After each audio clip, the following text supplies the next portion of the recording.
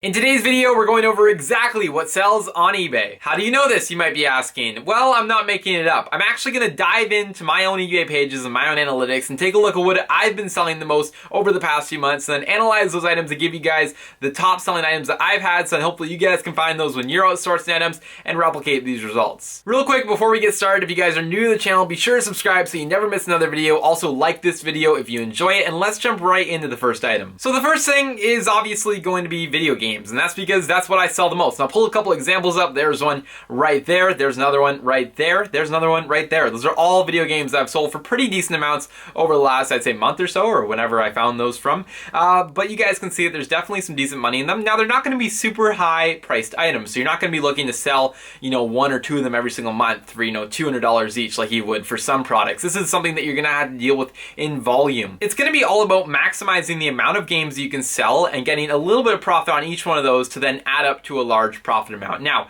again, this is something that I've been doing for quite some time here. I've proven that it works. I've got plenty of videos that talk about how to actually sell video games online. But the one thing that I love about video games versus any other thing on eBay is the crazy sell-through rate. They definitely have a much higher sell-through rate than most of the other items that you find. They're a lot cheaper. They advertise themselves. There really is nothing to go wrong with these guys either. They're fairly straightforward to test and clean and get listed. And overall, they're just great for doing sort of a scaled up business. And you don't have to do too much, weird sourcing. You can get, large volumes of it, large bulk lots from one place, and you can just start off with those. If you're someone that doesn't like the volume game and just wants to stick with maybe reselling just a few items extra every single month, I probably wouldn't recommend jumping into video games unless they're, some higher price video games. Maybe you're just going to Value Village and you're locating a couple. You can find them for $5 and they sell for, 20 or 30 bucks. That's a good flip every day, no matter what the item is. But I'd say that if you're looking to get, just a few items up on eBay every single month and you're not looking to hop into volume, don't go out and buy a 100 video game lot because you're not going to want to deal with those. But that is definitely one of my favorite products that I sell here and one that sells all the time for me. Okay guys, another item here is one that I've been only starting to deal with more recently here, but I've actually bought a whole bunch of it. I probably have about $400 worth now, and it's going to be Lego. And I'll show a picture right here of a set that I just sold on eBay. I can't remember the price. I think it was $30 or $40, but I only bought that set on clearance at Walmart for I think $15. So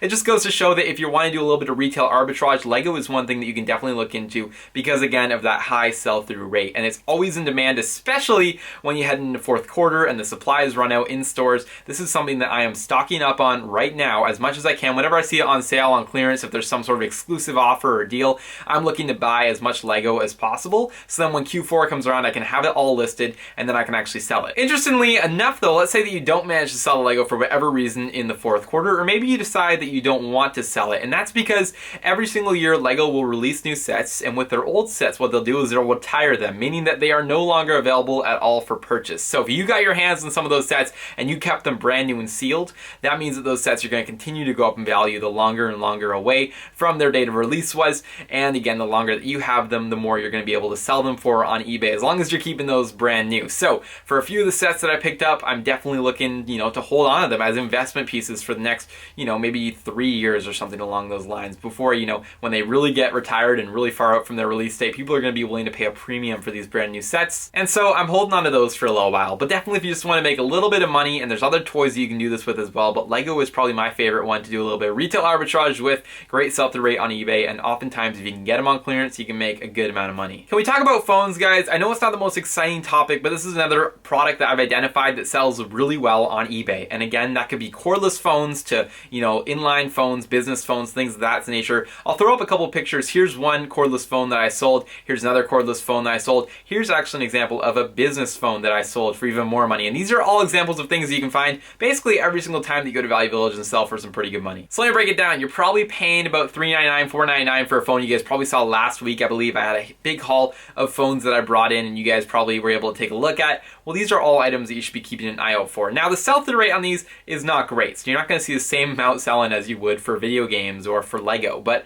phones are still one of those items that if you want to stack up a few of them, have them in your store, as just sort of an extra item, they'll consistently sell. Maybe if you have 20 of them, you sell one a month or whatever it is, but the profit is so good on them, the margins are so good that when you're buying these phones for $3 or $4 and you're able to sell them for, let's just say an individual one goes for 25, set could go for easily 30, 40, and a full, 4-piece set could go well over $50. These are all numbers that are really remarkable, and for very little effort in terms of the testing and cleaning of these units, it's kind of a no-brainer. So this is something that I've started to pick up more, with the understanding that it's going to take longer for these units to sell, but that I will be making a little bit more profit as I go. You do have to do your research. Some units are not worth nearly as much as others, but I would recommend looking into them the next time that you're going outsourcing. Let's talk about controllers now, guys. Controllers are another really exciting one. I'm not talking about remote controls. That's a whole nother thing, but we're not going to get into that one today.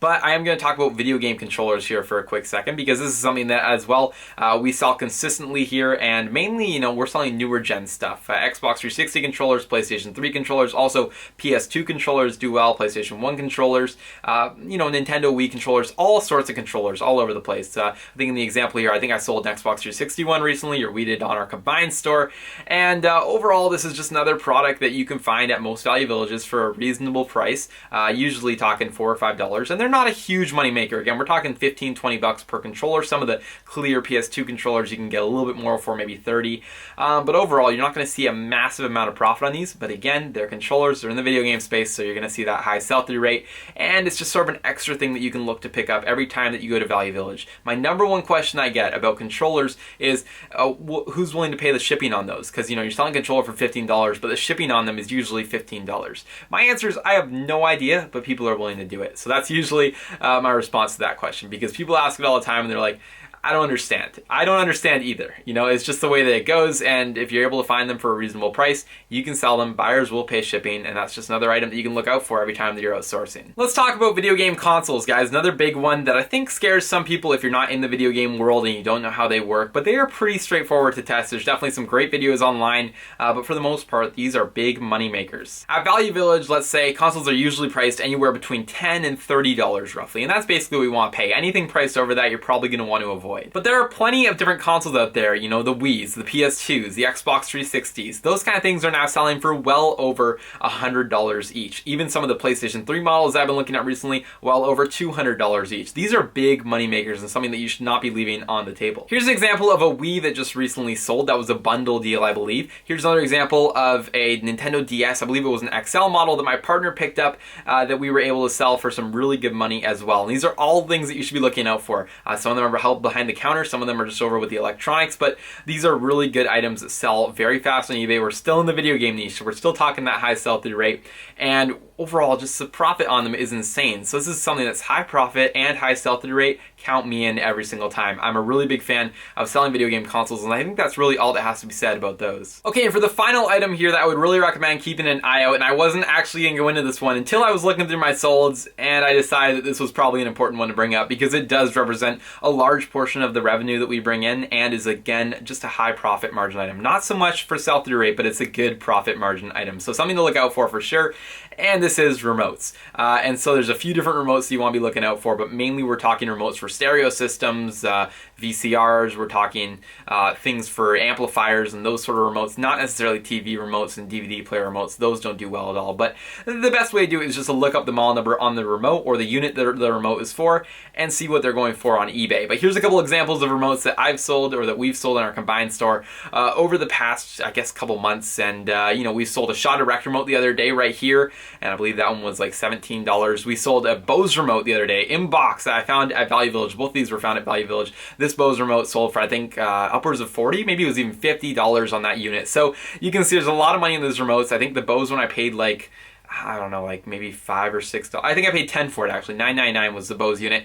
The other one I think I paid $3.99 for. So remotes are often one of those things that are overlooked. They're sold off very cheap at Value Village, and again have that high profit margin, but they do take a little bit longer to sell. If you're willing to wait though, these can be really good money makers, even if you just go for the higher end ones.